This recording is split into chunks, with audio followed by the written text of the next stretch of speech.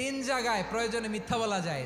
এক নাম্বার, আপনার ওয়াইফকে খুশি করার জন্য, সে একটু এরকম না বলে একটু কৌশল করে বললে খুশি হবে, ওটা বলা যায়। দুই নাম্বার, জীবন মরণের ব্যাপার, যান বাঁচানোর জন্য একটু কৌশল করে ঘুরিয়ে বললেন, এটা জায়েজ। তিন নাম্বার, দুইজন ঝগড়া লাগছে তাদেরকে মিলিয়ে দেওয়ার জন্য কৌশল করে একটু মিথ্যা বলা, ঘুরিয়ে বলা যায়। দুইজনের মধ্যে দেখলেন যে সম্পর্ক খারাপ, একজনরে বললেন, ভাই সে তো ওই দিন আপনার ব্যাপারে অনেক প্রশংসা। কি আমার ব্যাপারে প্রশংসা? কি বললো? এই বললো আপনি নাকি এই করছেন ওই করছেন, অনেক প্রশংসা। লোকটার মন খুশি হয়ে যাবে তার ব্যাপারে, ঠিক কিনা?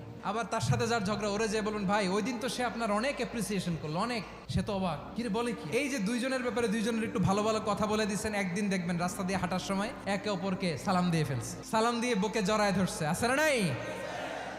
আবার মিলমিশ হয়ে গেছে। কিন্তু আমাদের স্বভাব হইলো, দুই প্রতিবেশী যদি একসাথে বসে একসাথে হাঁটে, দূর থেকে দেখলে আমাদের জলে, আছে না নাই? ঘটনা কি? এই দুইটার মধ্যে এত মিল কে? এই দুইটার মধ্যে গিরিঙ্গি লাগানো যায় কিভাবে? আল্লাহর কাছে তওবা করেন, এই মানসিকতার যেন আমরা না হয়, আমরা মিলিয়ে দিব।